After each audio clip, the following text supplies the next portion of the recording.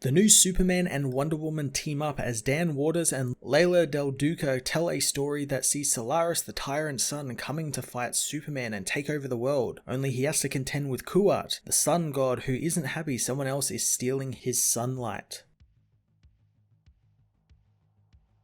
Dan Waters delivers a really fun new take on the Superman-Wonder Woman team-up dynamic thanks to the uneasiness between the two heroes here, which stems from the fact that Yara sees Superman a little bit like a government stooge thanks to the League's involvement with governments and the United Planets, something which is also kind of hinted at in the Justice League issue from this week, which takes place before this happens, seeing as Yara has left the League at this point. I love the idea that Yara thinks working with the League means a hero loses their effectiveness and voice, hence why she doesn't join again, since the people won't be afraid of her and she won't be able to deal with things like senators who abuse their people. Seeing as the book is also set sometime after Superman of Metropolis, it's nice to see a more confident and more or less in control Superman who tries to do everything and anything he can to save the world, but he's also still a little naive when it comes to what the world is, and he's still learning about certain things like sun gods. Solaris the Tyrant Sun, a Grant Morrison creation again, was a very interesting choice for a first villain, so to speak, and it fits so well since you have the perfect foil for Superman fighting a sun-based enemy, and a great chance to explore Yara and her pantheon like Kuat the sun god, whom was a very fun character and actually had quite a big part in this issue, a bigger part than I was actually anticipating, but I am looking forward to learning more about him and the other gods, which I imagine we will in Wonder Woman's own book and series in Infinite Frontier.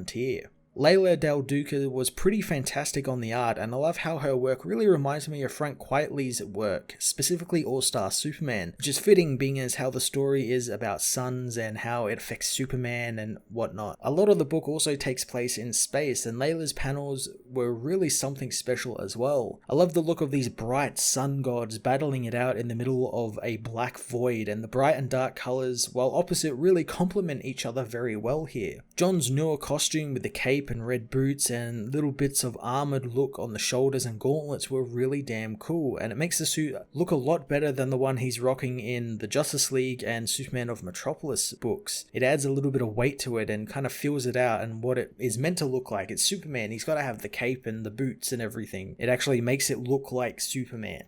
Future State Superman Wonder Woman issue 1 was another win for Future State. It was a fun, action-packed and informative issue that did a great job showcasing the new Superman and Wonder Woman and their relationship, their worldviews, and a little bit about the lore behind Wonder Woman and her yet to be fully revealed pantheon. Solaris was an interesting choice for a first villain for the book, and I'm looking forward to the heroes having to deal with him as well as the other sun god Kuat, as well as the kind of shocking cliffhanger that this issue ends on. I'm going to give this issue a 9 out of 10.